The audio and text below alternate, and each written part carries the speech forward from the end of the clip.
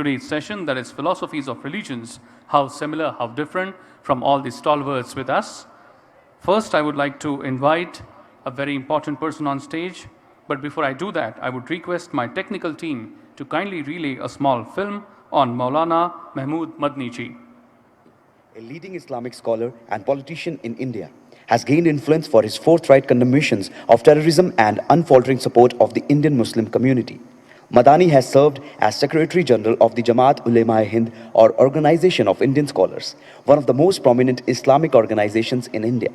He has been outspoken in his opposition to the misuse of the term jihad as a tool of terrorism in India. Following fatal bomb blast in 2008, he and others of the Darul Uloom Deoband institution hosted events condemning terrorism as inherently un-Islamic. आपने पहले तो मैं आपको मुबारकबाद दूंगा कि आपने India आकर अपने पाकिस्तान की पॉलिटिक्स यहां से स्टार्ट कर दी है। बहुत मुबारक हो आपको। दूसरी बात, जो एक सवाल है मेरे जहन में, वो ये कि पाकिस्तान की जितनी टोटल पॉपुलेशन है, उससे ज्यादा पॉपुलेशन में इंडियन मुस्लिम्स यहां रहते हैं। जी हाँ, आपको मालूम होना चाहिए। हाँ, मुझे मालूम है जी। एक बात, जब आपको ये मालूम है तो इंडियन मुस्लिम्स अपनी प्रॉब्लम्स को सोल्व करने की और सोल्व करवाने की ताकत रखता है। आपकी नसीहत। एक तीसरी और आखिरी बात आपसे कहना चाहता हूं, आपने इतने साल पाकिस्तान पर राज किया है और आप ये मान रहे हैं कि हाँ दोनों तरफ से हो रहा है। दोनों तरफ से होना हो, पर एक तरफ से तो हो रहा है, ये तो पक्का हो गया केस मान लेने से। आप सब काम करिए। इंडिया की जो ये सिविल सोसाइटी है, इस सिविल सोसाइटी में टोटल पॉपुलेशन के 70% से ज्यादा, मैं एहतियात से कह रहा हूं 90% से ज्यादा, 70% से ज्यादा लोग ऐसे हैं जो इंडियन मुस्लिम्स के साथ उनकी प्रॉब्लम के लिए लड़ने के लिए तैयार हैं हमेशा, और लड़ा है जुल्म के खिलाफ। आप अपने किसी रिमार्क से प्लीज, चाहे यहां करें चाहे पाकिस्तान में रह करके करें, इंडियन मुस्लिम्स को एलिनिएट करने की कोशिश ना करें, please. Thank you. Maulana Madani is also a strong opponent of government interference in the madrasa system. We are honored to welcome a learned scholar personality, Maulana Mahmood Madani. Please put your hands together and welcome with a big round of applause, Maulana Mahmood Madni ji. Well, my student friends, we are a student of a university and I understand and appreciate your feelings, but whistling is not a democratic way. Please understand your feelings, but no whistling, please. Thank you.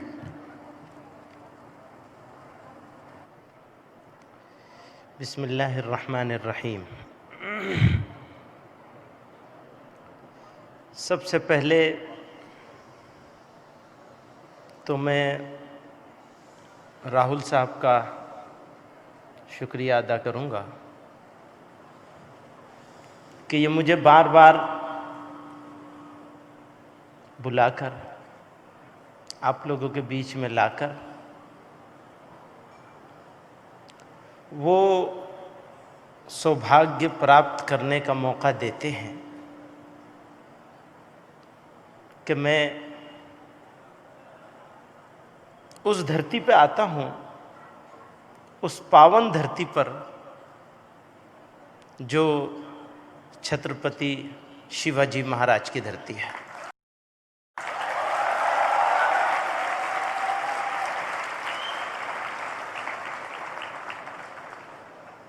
जब हम उनका नाम लेते हैं तो वो प्रतीक है बहादुरी का, आज़ादी का। कुछ कर गुजरने के लिए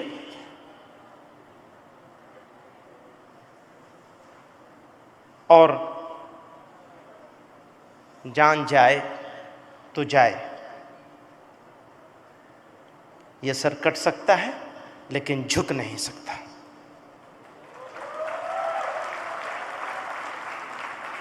मैं बात शुरू करूंगा, चूंकि सब्जेक्ट यह है कि धर्मों के बीच में डिफरेंसेस, स्पिरिचुअलिटी,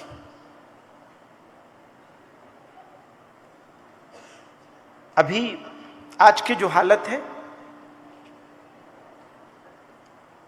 तो सबसे बड़ा क्राइसिस मेरे ख्याल में, दुनिया का जो सबसे बड़ा क्राइसिस है वो धर्मों के बीच में है, खुद धर्म वालों के बीच में, मजहबों के बीच में, रिलीजन के बीच में। अब से 3 साल पहले कानपुर में था और ऐसे ही इंटरफेथ इंटर रिलीजियस प्रोग्राम हो रहा था। स्वामी जी कहने लगे कि आज के ज़माने में सबसे बड़ी प्रॉब्लम धर्म, रिलीजन बन गया है, इसी के कारण फसाद हो रहे हैं। उन्होंने उसके उदाहरण के तौर पर बहुत सारे वाकयात सुनाए। बात खत्म हो गई, मेरा नंबर आया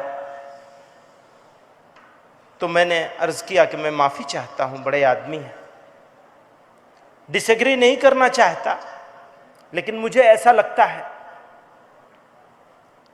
कि हंगामा, फसाद, बुराई धर्मों की वजह से नहीं है, बल्कि धर्मों के नाम पर पॉलिटिक्स करने की वजह से है। जो राजनीति होगी अगर धर्म के नाम पर, उससे बर्बादी होगी। जिहाद की बात है, क्योंकि टेररिज्म करने वाले लोग अगर इस्लाम के दिखने में इस्लाम के फॉलोअर हैं तो वो जिहाद को यूज करते हैं। मैंने हमेशा एक बात कही है कि इन लोगों को जिहादी नहीं कहना चाहिए, उनको लेजिटिमेसी मिलती है जिहादी कहने से। ये तो फसादी हैं, कभी जिहादी हो नहीं सकते। ये जिहादी अगर कोई हो सकता है तो वो हो सकता है जो पीस लाने की कोशिश करे, जो न्याय लाने की कोशिश करे।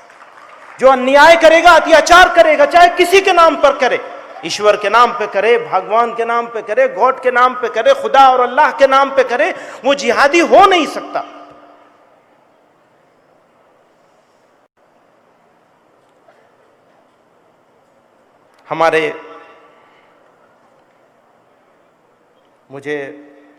हम उर्दू वाले लोग हैं और उर्दू के कुछ शेर सुनाना चाहता हूं। हो सकता है समझ में आए, हो सकता है न भी आए, मैं समझाने की भी कोशिश करूंगा। कहा लबरेज है शराबे हकीकत से जाम हिंद, सब फलसफी हैं खित्ते मगरिब के राम हिंद। श्री रामचंद्र जी के बारे में कह रहे हैं, अब गौर कीजिएगा। वो कह रहे हैं सब फलसफी हैं खित्ते मगरिब के राम हिंद, ये हिंदियों के फिक्र रस का है असर, रफ़अत में आसमां से भी ऊंचा है बाम हिंद। रफ़अत कहते हैं बुलंदियों को, ऊंचाइयों को। तो भारत का दरवाजा, हिंद भारत, भारत का दरवाजा आसमान से भी ऊंचा है। किस वजह से? इसी देश में हुए हजारों मलक सरिश्त, मशहूर जिनके दम से है दुनिया में नाम हिंद।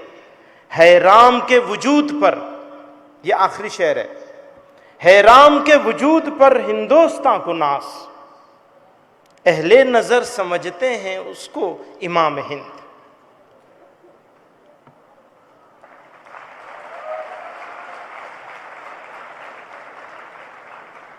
मैं मुसलमान हूं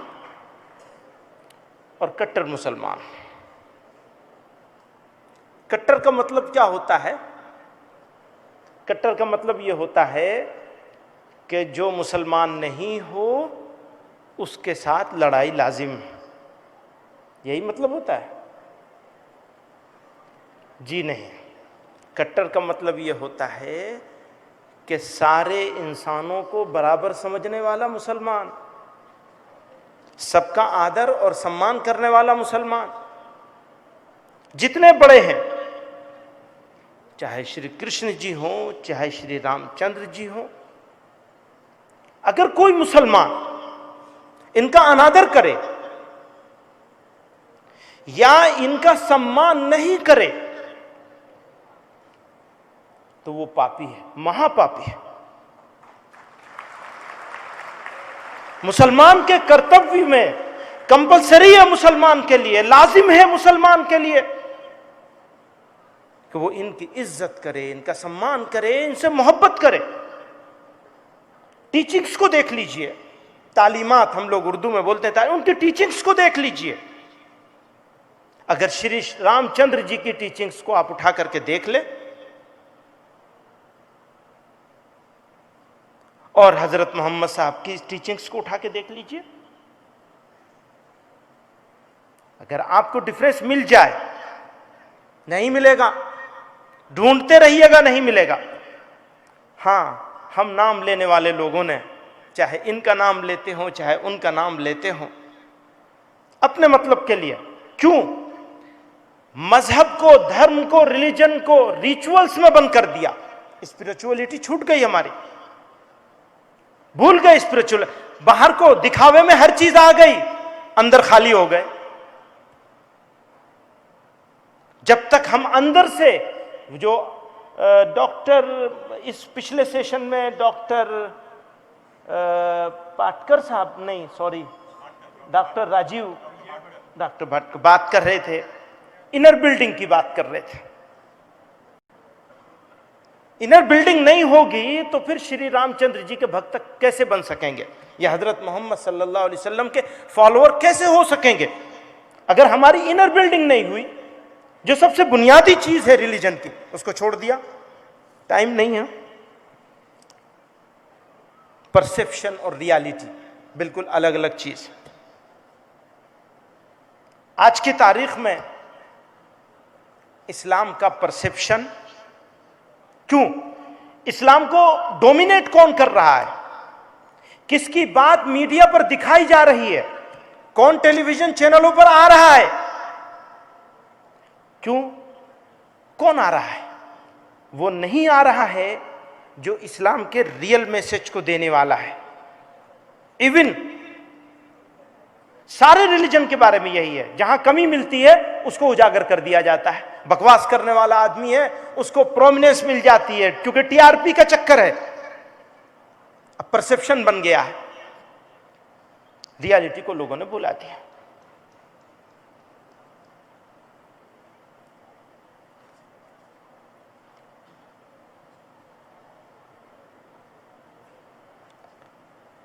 क्या हो गई, कहां पहुंच गए हम?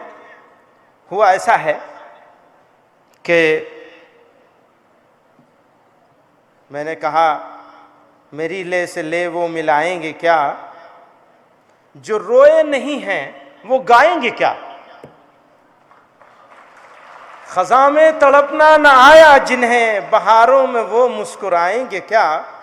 जिन्हें चोट दिल पर लगी ही नहीं, मेरा दर्द दिल आजमाएंगे कि क्या। जिन्होंने उजाड़ा नहीं अपना घर, जिन्होंने उजाड़ा नहीं अपना घर, वो औरों की बस्ती बसाएंगे क्या। वो हम अहले वफा हैं, वो अहले सितम, वो हमसे निगाहें मिलाएंगे क्या। मोहब्बत ही जब दरमिया में नहीं, वो आएंगे क्या, हम बुलाएंगे क्या।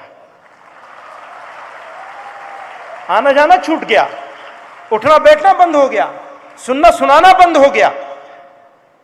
एक आखिरी बात, अगर हम न दें अपना खूने जिगर, अगर हम न दें अपना खूने जिगर, वो हाथों में मेहंदी लगाएंगे क्या। हमारे बगैर आपका काम, आपके बगैर मेरा काम चलने वाला नहीं। एक आखिरी बात कहकर मैं अपनी बात खत्म कर रहा हूं। मैं फ्लाइट में था, छोटा सा किस्सा सुना देता हूं। राहुल जी इजाजत है ना? बस एक आखिरी, मैं जानना हूं कि टाइम की शॉर्टेज है। फ्लाइट में था, मेरे बराबर में, ये भी कुछ 1 साल पुरानी बात है, तो एक पॉलिटिकल पार्टी के सेक्रेटरी साहब बराबर में बैठे थे। कहने लगे, देखिए बहुत बारीक सी बात है, बहुत फाइन लाइन है, तो आप लोगों की तवज्जो चाहूंगा। कहने लगे, मदनी साहब, ये जो मुल्क का माहौल बन रहा है, इसको ठीक करने की जरूरत है। हाँ जी, बिल्कुल ठीक करने की जरूरत है, ठीक रखने की जरूरत है। कहने लगे, देखो देश अभी खराब हाल में घिरा हुआ है, बाहर से दुश्मन ताक लगाए बैठा है। अगर अंदर लोग लड़ेंगे तो बाहर के दुश्मन को मौका मिल जाएगा। और हमारी तो ये पॉलिसी है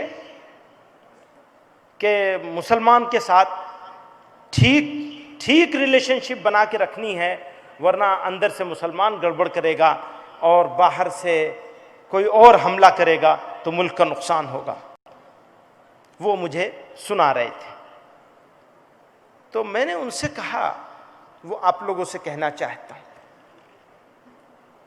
आज सरहदों पर हमारी फौज खड़ी है और चाइना कह रहा है कि हम 1962 वाली गलती न दोहराएं। लेकिन चाइना को यह नहीं मालूम कि हम वो हैं जिन्होंने सर कटाना सीखा है, सर झुकाना नहीं सीखा है।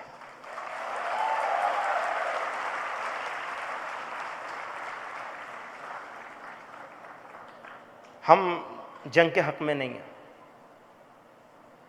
देश के लोगों से, देश के जिम्मेदारों से ये कहना चाहते हैं, आग्रह करना चाहते हैं कि किसी कीमत पर जंग नहीं होनी चाहिए, किसी पड़ोसी से नहीं होनी चाहिए।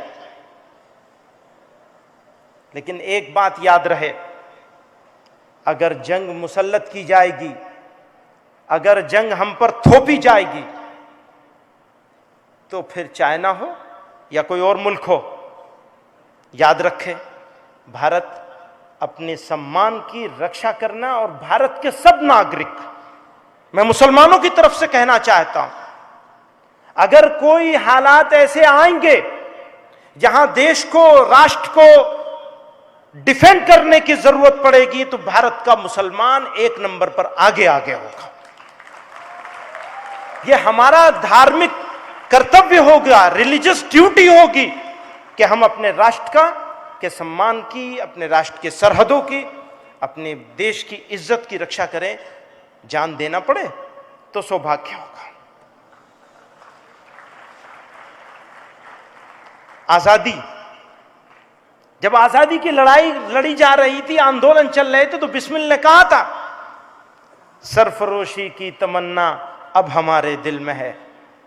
मैंने इसमें थोड़ी चेंज कर लिया, सरफरोशी की तमन्ना फिर हमारे दिल में है।